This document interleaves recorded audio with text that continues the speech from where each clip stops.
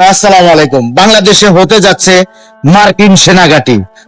এটাই মেটোকিলাম design doctor ইউনূসের। তার খেসারত দিতে হবে তারেক রহমানের সরকারকে।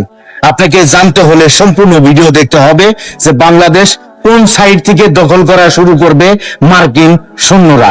দেখতে থাকুন সম্পূর্ণ ভিডিওটা যথেষ্ট পরিমাণ শেয়ার করতে হবে। দেশের মানুষ যখন দু হাত তুলে দোয়া করছে ঈশ্বরের কাছে মধ্যপ্রাচ্যে আরব দেশগুলিতে যেন আমেরিকার কোন সেনা ছাউনি না থাকে, তখন অত্যন্ত আশ্চর্যজনক ভাবে বাংলাদেশের মাটিতে, বাংলাদেশের জলসীমাতে আমেরিকার যুদ্ধ জাহাজ পাকাপাকি ভাবে জায়গা করে নিচ্ছে। এবার বাংলাদেশে তৈরি হচ্ছে আমেরিকার সেনা ছাউনি। আর এই খবর বাংলাদেশের কোন মিডিয়া এখনো পর্যন্ত একটি সংবাদ পর্যন্ত করেনি। এটি অপর আশ্চর্যের বিষয়।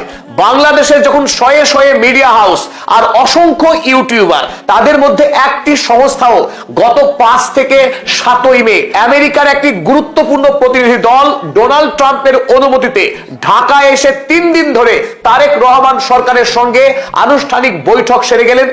আগামী দিনে আমেরিকার নেভি, আমেরিকান নৌসেনারা বাংলাদেশের কোথায় কোথায় কটি যুদ্ধ জাহাজ রাখবে এবং গোটা বাংলাদেশের সমস্ত বায়ুসেনা ঘাঁটি, বাংলাদেশের 4টি গুরুত্বপূর্ণ বন্দর ব্যবহারের আনুষ্ঠানিক অনুমতি আদায় করে মার্কিন প্রতিনিধি দল দেশে ফিরলেন।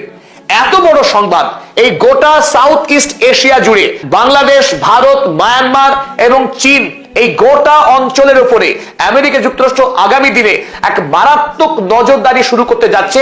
এমনকি বাংলাদেশের সেনাবাহিনীর সমস্ত গোপন তথ্য হাতিয়ে নেওয়ার অধিকার পেয়ে গেল। আর সেই অধিকার দিল বাংলাদেশের বর্তমান সরকার।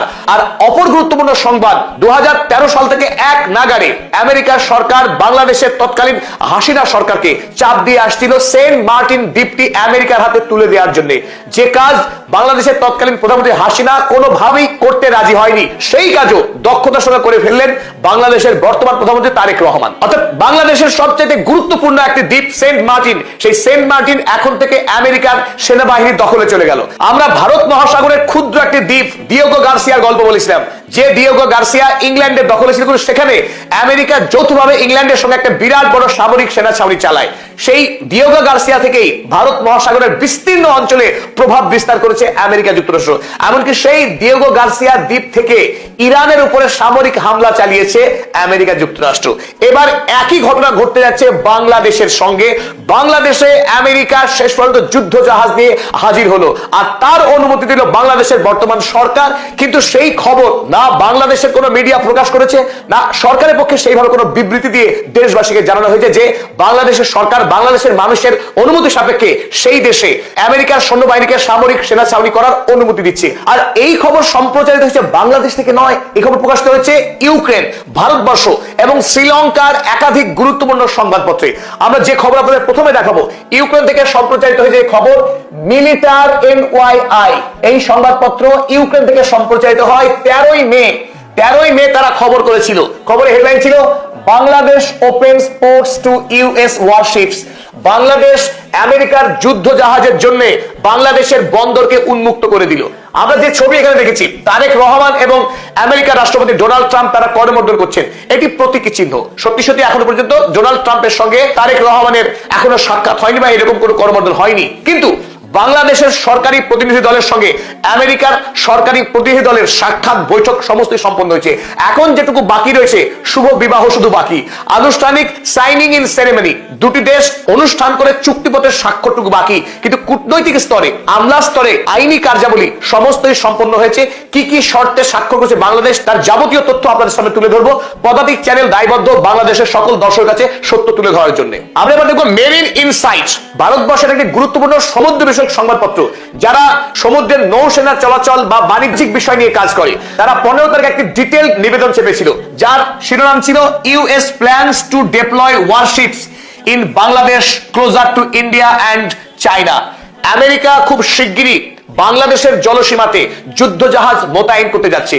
আর যে অঞ্চলে এই কাজ করতে যাচ্ছে, অর্থাৎ বে অফ বেঙ্গল, বঙ্গোপসাগর এলাকায়, যেটি ভারতবর্ষ এবং চীনের সংলগ্ন, অর্থাৎ এই গোটা অঞ্চলে আগামী দিনে মার্কিন সেনার একটি অভাবনীয় প্রভাব বলয় তৈরি হতে যাচ্ছে।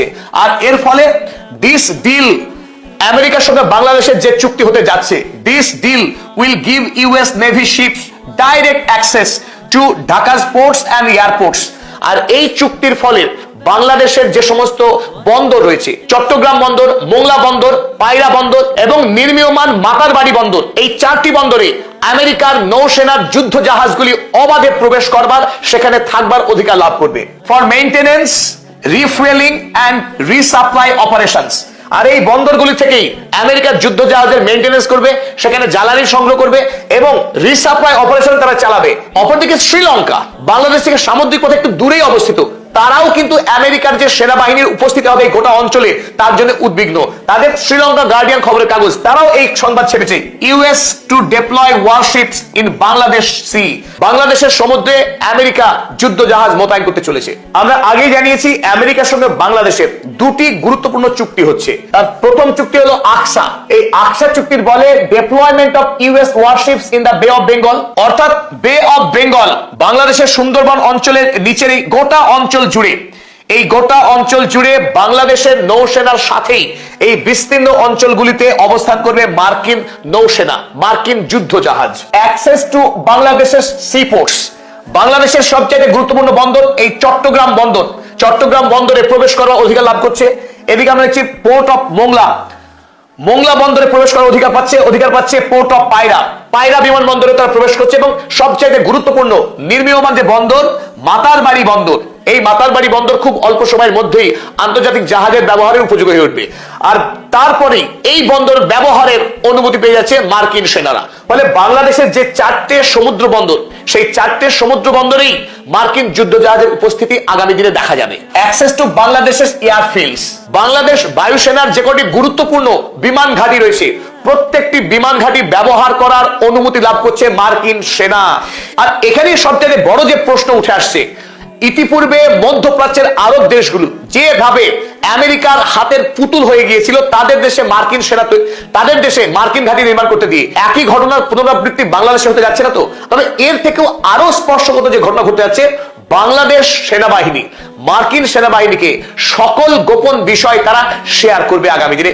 এই চুক্তি স্বাক্ষর হয়েছে বাংলাদেশের সঙ্গে আমেরিকার, আর এই চুক্তির নাম দেওয়া হয়েছে জিসোমিয়া। জিসোমিয়া এই চুক্তির মাধ্যমে military two military intelligence sharing হবে। বাংলাদেশের সঙ্গে আমেরিকার সৈন্যবাহিনী, আমেরিকার সৈন্যবাহিনীর সঙ্গে বাংলাদেশের সৈন্যবাহিনীর তথ্য আদান প্রদান হবে। শুনতে খুব গাল ভরা লাগছে যে বাংলাদেশের সেনা যেমন আমেরিকার সেনাবাহিনীকে তথ্য দেবে, আমেরিকাও বাংলাদেশকে দেবে। অতীত ইতিহাস সাক্ষী আছে মার্কিন সেনারা কত দূর যেতে পারে তাদের স্বার্থ চরিতার্থ করবার জন্য, আর আমেরিকার সৈন্যকে কতখানি বিশ্বাস করা যায় ইতিহাসে তার ভুরি ভুরি নথি আছে। সুতরাং শুনতে চমকপ্রদ হলেও আগামী দিনে বাংলাদেশকে এই চুক্তির জন্য কতখানি মাসুল দিতে হবে সে নিয়ে বড়সড় প্রশ্ন তৈরি হচ্ছে। আর তাছাড়াও রয়েছে কিছু রিফুয়েলিং, লজিস্টিক্স এবং স্পেয়ার পার্টস। এই সমস্ত বিষয়ে মার্কিন সেনারা গোটা বাংলাদেশের বিস্তীর্ণ অঞ্চল ব্যবহার করার অবাধ অধিকার লাভ করছে। তবে যেহেতু পদাতিক এই সংবাদ আপনাদের সামনে সবার আগে হাজির করছে, অনেকের মনেই সন্দেহ জাগতে পারে যে পদাতিক এই খবরকে বানিয়ে সম্প্রচার করছে। তার জন্য আরো একবার আপনাদের বলছি দুটি চুক্তির নাম আপনারা লিখে রাখুন, আকসা ACSA এবং জিসোমিয়া।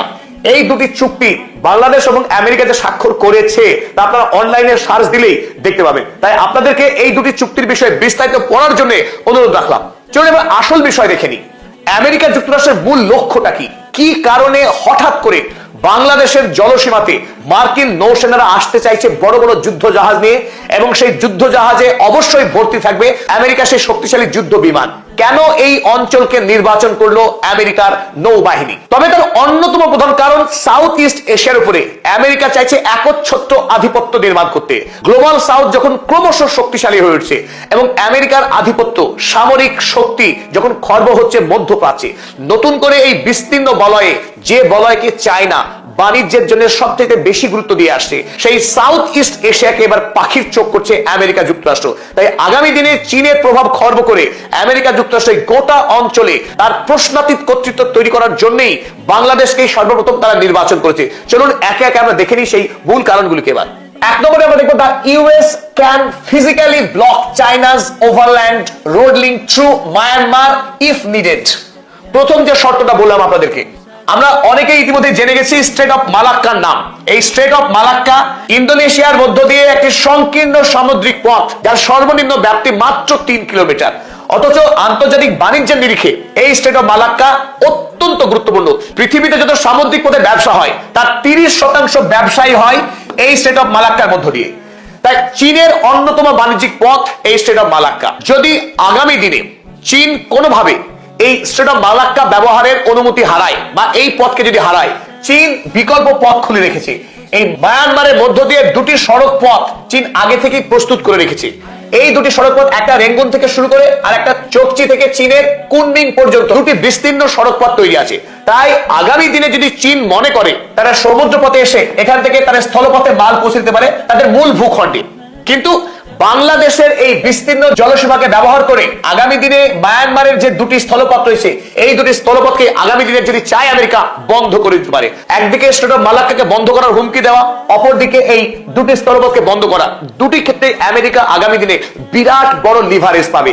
আর এই লিভারেজ পাওয়ার জন্যই আমেরিকা মুখিয়ে আছে এবং বাংলাদেশের কাছ থেকে গুরুত্বপূর্ণ অনুমতি আদায় করে নিল। 2 নম্বর গুরুত্বপূর্ণ লক্ষ্য, the US can sever China's critical oil pipeline running from Myanmar. একদিকে যেমন আমরা দেখালাম দুটি স্থলপথ, পাশাপাশি চীন মায়ানমারের সিনো থেকে ওই কুনমিং পর্যন্ত এই দুটি জায়গাকে সংযুক্ত করছে পাইপলাইনে। এটা অয়েল পাইপলাইন। এই বিস্তীর্ণ অয়েল পাইপলাইনকে ব্যবহার করে চীন চাইলে অনায়াসে খুব অল্প পথে এখান থেকে চীনের মেইনল্যান্ডে তারা তেল বহন করে নিয়ে যেতে পারে।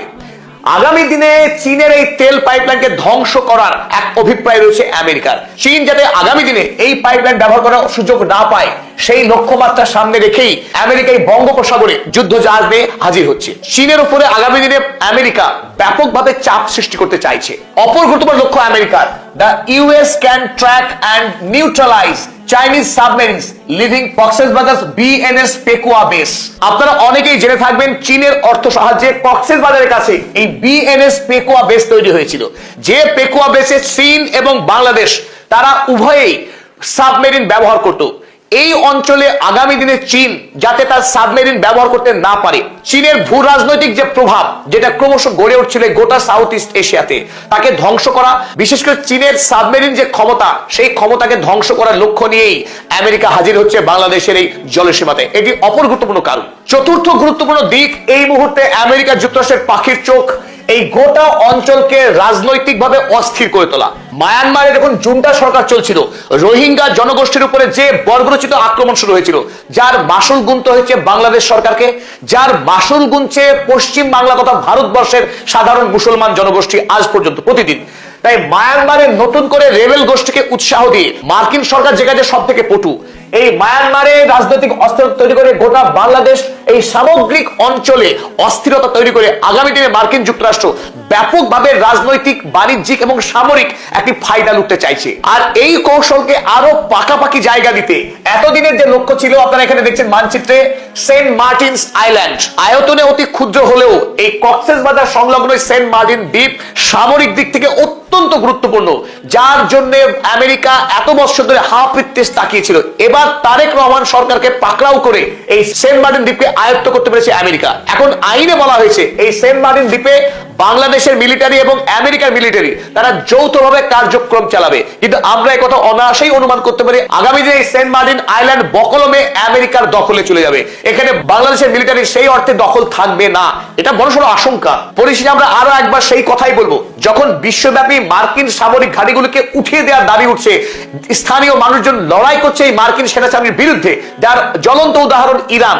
ইরানের যে যুদ্ধ মধ্যপ্রাচ্যে, তার 1 নম্বর দাবি মার্কিন সেনাবাহিনীকে মধ্যপ্রাচ্য থেকে চিরতরে নিঃশর্তে তুলে দেওয়া। আর সেই জায়গায় বাংলাদেশের নতুন করে বাঘের অভয়ারণ্য খোলা হচ্ছে, এটা অত্যন্ত হতাশাজনক, অত্যন্ত দুর্ভাগ্যজনক। তাই বাংলাদেশের প্রত্যেকটি দর্শক মন্ডলকে আমরা এই ভিডিওর মাধ্যমে সজাগ হতে এবং এই বিষয়ে দেশবাসীকে সচেতন করে তোলার আহ্বান জানিয়ে এই ভিডিও শেষ